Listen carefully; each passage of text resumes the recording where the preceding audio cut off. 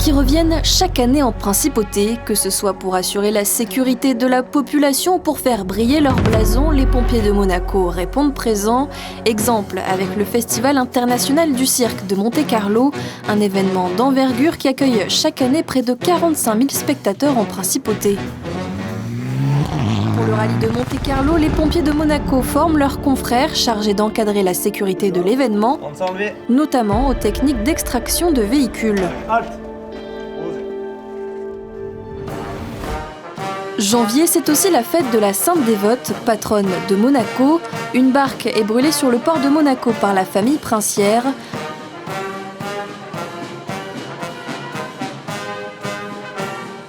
Une tradition réitérée chaque année qui nécessite la vigilance des soldats du feu.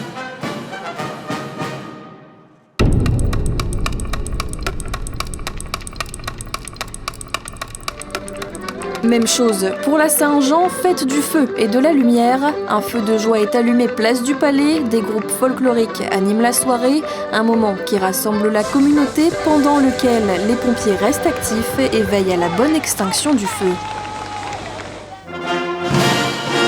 D'autres événements plus exceptionnels arrivent en principauté. En 2025, Emmanuel Macron était en visite officielle en principauté, la première visite d'un président français depuis 1984, un événement organisé autour d'un large dispositif dont faisaient partie les sapeurs-pompiers de Monaco.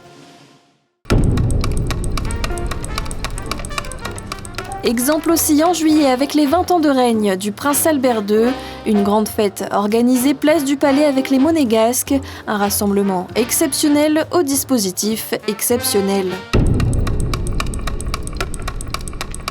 L'été rime aussi avec les traditionnels concerts dans la cour du Palais princier, du monde, de la musique et une vigilance accrue. Et comme tous les soirs de feux d'artifice, un dispositif prévisionnel de sécurité est mis en place par les pompiers. Le but, assurer la sécurité du public et des intervenants et prévenir tout début d'incendie. Il y a 3 secteurs en fait. Il y a un secteur nautique avec notre embarcation d'incendie et de sauvetage qui assure le départ de feu au niveau du port. Et ensuite, nous avons également un moyen aérien, le drone, qui nous permet de visualiser tous les points chauds et au départ de feu. Et nous avons également un engin pompe qui est à côté de nous, de manière à faire face à tout début d'incendie, surtout sur la partie terrestre. Pendant le feu d'artifice, les hommes restent vigilants au moindre détail. Ils scrutent chaque débris qui pourrait causer un départ de feu. Et une fois le bouquet final envoyé, une dernière ronde reste à effectuer. Une fois qu'un check a été fait par l'organisateur, nous, au bout d'une demi-heure à peu près, on vérifie également les points d'ignition qu'il pourrait y avoir. RAS, c'est bon, tout rentre dans l'ordre. Je peux donner l'ordre par la direction. On peut rouvrir le feu.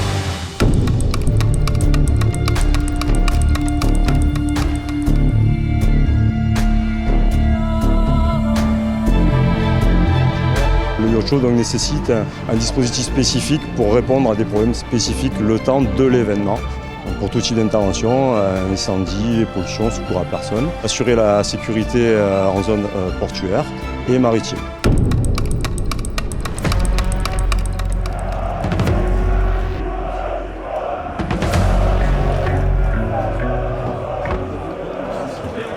Lors d'événements hors normes, les pompiers mettent en place des dispositifs précis pour assurer la sécurité. C'est un dispositif prévisionnel de secours qui est là en préposition au cas où il puisse se passer un événement de ça.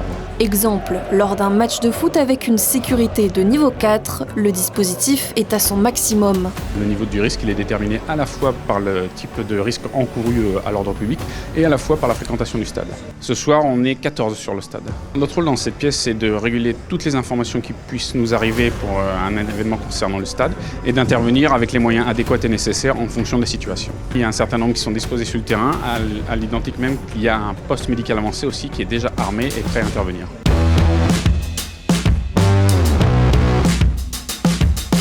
Et puis il arrive que les pompiers s'autorisent un temps de répit, mais même dans ces moments, la passion du métier est présente. Ce jour-là, ils reçoivent leurs confrères pour s'affronter autour d'un challenge qui leur est propre, le grimper de corde.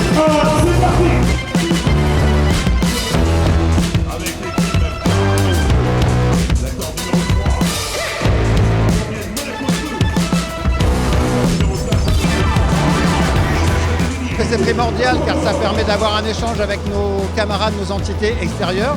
Ça permet de promouvoir l'image de la principauté, l'image du corps des sapeurs-pompiers. Et on espère que ça pourra créer certaines envies, certaines vocations pour potentiellement intégrer notre corps d'ici quelques années. On ne se croise pas souvent à part sur intervention, mais en fait on ne discute pas plus que ça. Et là ça permet en fait autour d'une activité qui crée de cohésion. Toujours faire un peu de sport parce que c'est quand même la base de notre métier, surtout les cordes, qui est un peu l'essence du pompier de Paris, et du pompier en général. Je pense que ça nous rassemble, on vient pour gagner, mais aussi pour s'amuser.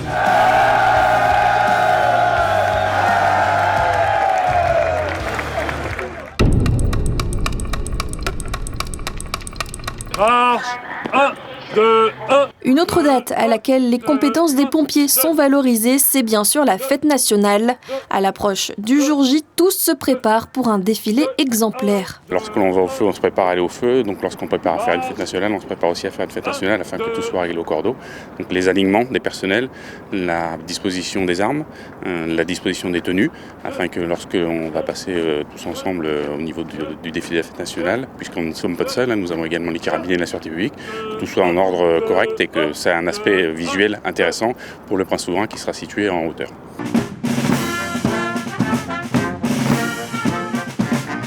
C'est le jour où on peut montrer notre savoir-faire en tant que militaire, puisque nous ne sommes pas sur la place du Palais tous les jours, contrairement à nos amis carabiniers. Et c'est aussi l'occasion pour nous de montrer, en plus de le savoir-faire de nos personnels, la qualité des services que l'on peut rendre et la qualité de nos engins, puisque vous savez qu'à cette occasion-là, nous aurons quelques engins qui défileront.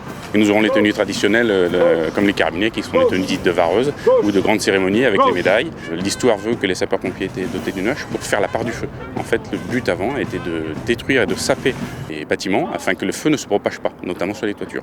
Donc c'est pour ça que le sapeur-pompier est doté d'une hache à la base.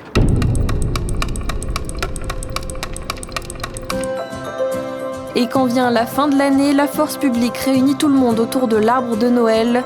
Pompiers et carabiniers se rassemblent en mettant l'uniforme de côté, en compagnie de leur famille. C'est un moment de convivialité où on se retrouve les collègues, les enfants des collègues, les épouses. C'est sympa pour nous de partager ce moment-là tous ensemble. C'est cool et il y a tous mes copains. Je vais m'amuser avec mes copains, on joue un petit peu à tout.